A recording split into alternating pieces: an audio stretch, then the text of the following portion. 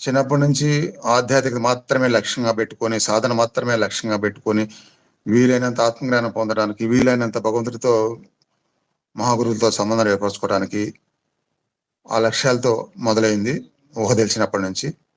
అంటే కొంత లక్ష్యంకి సంబంధించిన సాధన అందరిలాగానే భౌతిక జీవితం వలన కొంచెం అటు ఇటుగా జరిగింది. కానీ తర్వాత ఆ భగవంతుడి అనుగ్రహం వల్ల నా లక్ష్యం గొప్పది కాబట్టి దానికి తగ్గట్టుగా భగవంతుడు, మహాగురువుల అనుగ్రహం వలన ఓన్లీ ఆధ్యాత్మిక మాత్రమే జీవితం మొత్తంలో పూర్తిగా అది మాత్రమే చేసేట్టుగా అవకాశం దొరికింది. మార్పుల వలన, అన్ని విధాలుగా సెటిల్ అవ్వడం వలన, అనుగ్రహం వలన. కాబట్టి ఇప్పుడు అందరికీ అంత గొప్ప ఆత్మజ్ఞానాన్ని, క్రియాయోగ లాంటి దీక్ష ఇచ్చి, వాటికి వాళ్ళకి తర్ఫీదిచ్చి, అవన్నీ నేర్పించడానికి ఎక్కువ మంది తెలియాలంటే ఈ మీడియా, యూట్యూబ్ ప్లాట్‌ఫార్మ్ మంచిది కాబట్టి దాన్ని నిర్ణయించుకోవడం జరిగింది. అందరికీ హెల్ప్ చేయడానికి. ఆ విధంగా ఇప్పుడు వీడియోల రూపంలో గానీ, రోజుకి 3 సార్లు లైవ్ పెట్టి అందులో తర్ఫీదు ఇవ్వడం గానీ జరుగుతుంది.